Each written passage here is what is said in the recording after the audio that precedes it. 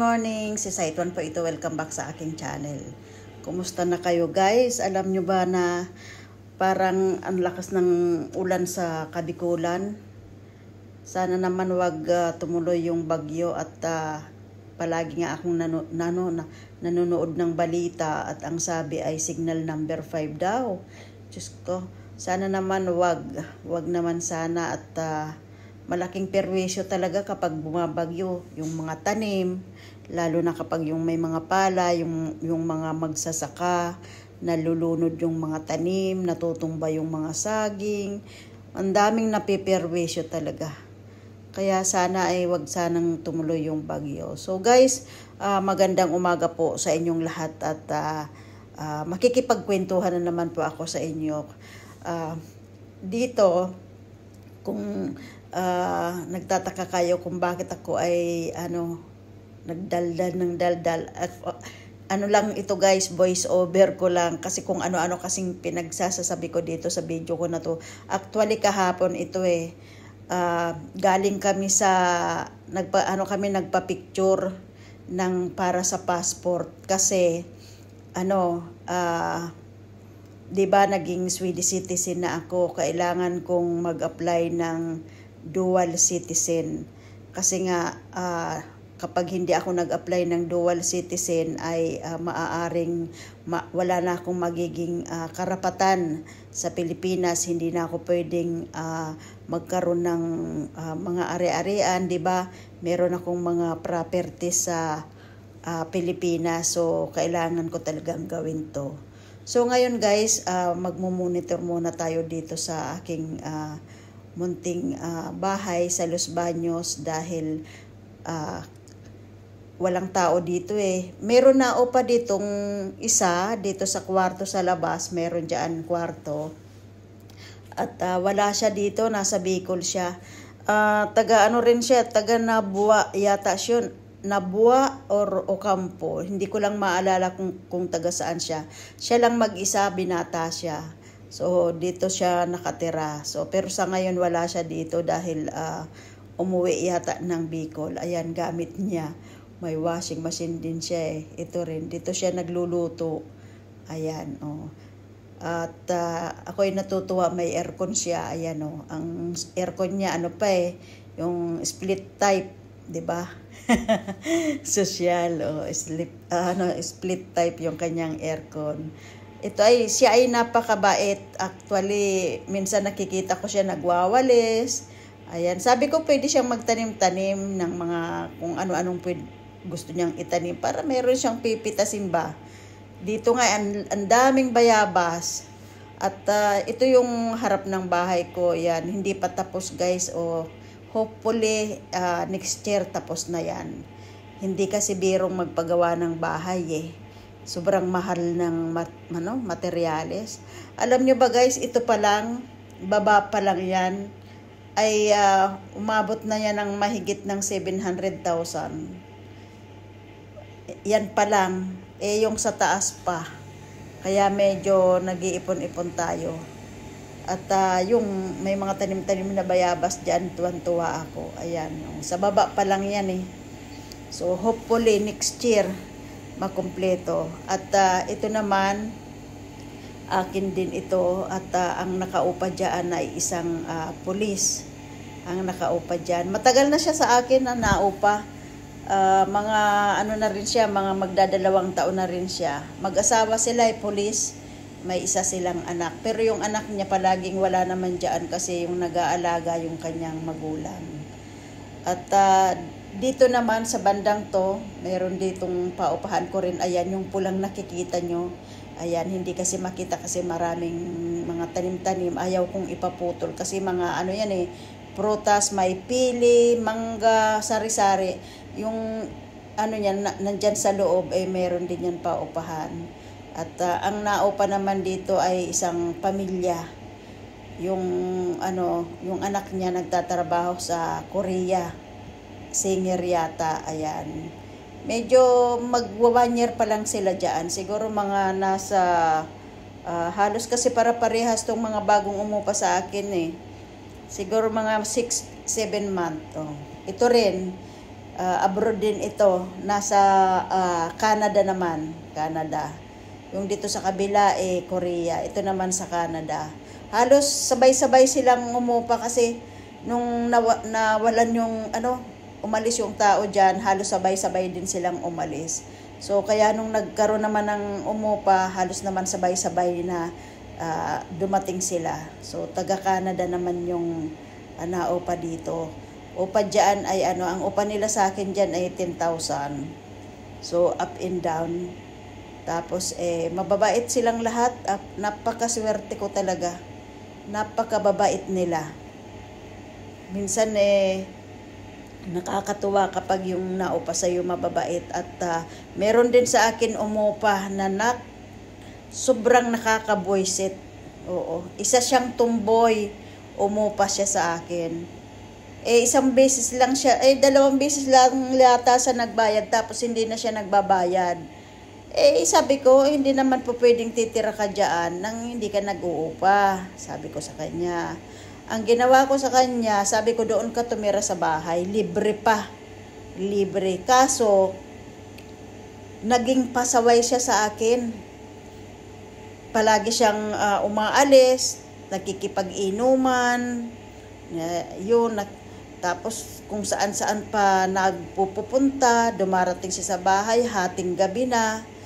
Yung mga araw na yon, yung nanay ko lang yung kasama niya. So, ang ginawa ko na lang ay, sabi ko, umalis ka na lang kako rito, dagdag stress ka pa sa akin.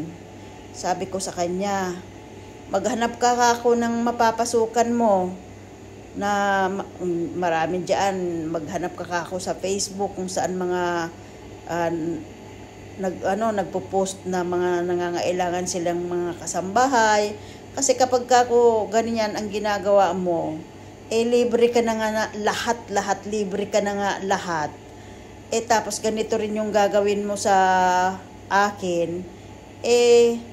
Wala, aalis siya, halos magdamag, uuwi siya, matutulog na lang. Wala, nanay ko pa yung nagluluto. Ayun. Dapat marunong makisama kapag gano'n na mayroon nagmamalasakit sa'yo yung tao, pinagmamalasakitan ka na, ay makisama ka, maging mabuti kang tao. Gano'n. Hindi yung kinupkup ka na nga, magpapasaway ka pa. Nako, malaking problema kapag ganyan. Talagang kahit sino naman ay maiinis, mabubuisit. Kaya pinaalis ko. Pero itong mga bagong umupa sa akin, mababait sila. Ayan, alam nyo ba guys, ito kahapon, yung kambing actually bawal sa subdivision namin yung ganito, yung pakalat-kalat yung mga hayop. Bawal. Ito kambing ito Mabuti na lang kamo hindi sila nakakapasok sa bahay kasi may gate, may mga bakod. So, hindi siya nakakapasok. Bawal to nireklamo ko to kahapon. Ayan Ayan. Pati yung mga halaman kinakain Yan, halaman ng nanay ko yan Yan. Kakainin nila yan Perwisyo nga itong kambing na to pumatong pa talaga doon sa upuan. Naninilip pa talaga baka gustong pumasok. Talagang pumatong pa doon. Ito siguro yung nanay. Ito yung anak niya. Ayan kinakain yung halaman. Natutuwa nga ako at tuloy-tuloy. Alam nyo ba yung isang naupa sa akin? Nakikita ko sa CCTV. Ang bait niya talaga. Alam mo ba nagwawalis dyan? Nagwawalis siya dyan, paikot. Nagwawalis siya. Minsan nakikita ko inaano niya yung halaman, inaalisan niya ng damo.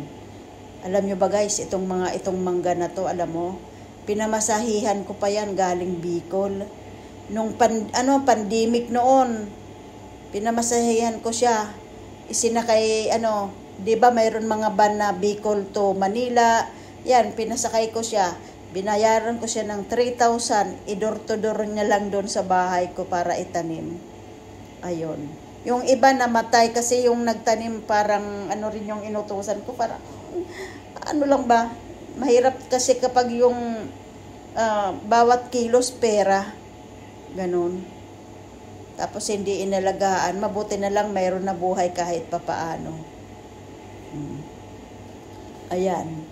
At pinutol ito. Mabuti. Yung santol pala, na pinutol, ayan na guys, o parang nagkaroon siya ng ano ba to? Sanga. Parang ganyan. Nung nagbakasyon kami ng Pilipinas, yung up and down na yun, doon kami tumuloy. Kaya itong mga bagong mga pinatayo kong bahay, kailan lang to? Itong pinakabahay ko talaga, kailan lang yan pinatayo ko. Isang taon pa lang ata, hindi pa tapos. Ang hirap kasi kumita ng pera. Ngayon guys, nung kagabi yata yun, ko dito, nagmo-monitor kapag gabi. Ayan, nagmo-monitor ako dito. Minsan, mayroon akong nakikitang mga tao na bang sisilip-silip, ganyan, silip-silip sila. Pinagmamasdan ko lang naman. Kasi magde-December na, 'di ba? 'Di ba kapag magde-December usong-uso yung nakawan, ganon. Ngayon ito, meron akong nakita diyan tao. Ang bilis kasi nung pag-scroll ko nung camera. Ayan. Kanina nandito siya. Hindi ko alam kung anong ginagawa nila diyan. Siguro natambay. Palagi akong nakamonitor. May upuan kasi. Minsan siguro kapag pagod na maglakad, naupo. Ayan. Lagi akong nagmo-monitor kapag gabi guys. Kasi, yun nga, wala yung naupa dyan. Nasa Bicol at birthday yata nung kanyang pinsan. Kaya wala siya dyan. Tsaka madalas na siyang wala dyan nagtatrabaho kasi siya. Yung trabaho niya kasi yung sa aircon ba. Yun minsan nadidistino siya kung saan. Nasa Quezon, ganun. So, ayun guys. Mahirap kasi magtiwala na sa iba. Alam niyo ba, lahat na yatang kamag-anak ko pinagkatiwalaan ko. Halos para pareho pinapakain mo na sa palad mo. Nanakawan ka pa. Sasalbahihin ka pa talaga. So, kaya dalan-dala na ako. Kaya mas mabuti pang CCTV na lang ang magbantay kaysa sa tao. Wala pa akong problema. Tadtarin ko ng CCTV ang bahay ko. O, diba? Kaysa magtiwala ako sa mga kamag-anak na walang kakwenta-kwenta na pag nanakawan mo pa, pakainin mo pa sa palad mo, ganun pa rin ang gagawin sa'yo. Hindi ko alam kung bakit hindi ko alam kung bakit ganun. Ewan ko. Ako kasi guys, hindi ko talaga inugali yung ganun yung pagnakawan ko. Tulungan ko, pwede. Pero yung pagnakawan ko, yung kamag-anak ko mismo, sa ibang tao nga, hindi ko nagagawang magnakaw Sa kamag-anak ko pa kaya. Ewan ko ba? Ganun talaga siguro yung mga sistema ng kanilang buhay. Madali silang masilaw sa pera. Oo. Pero kapag ganyan naman yung mga ganyang klaseng tao, kahit naman anong sikap ang gawin nila sa buhay nila, wala.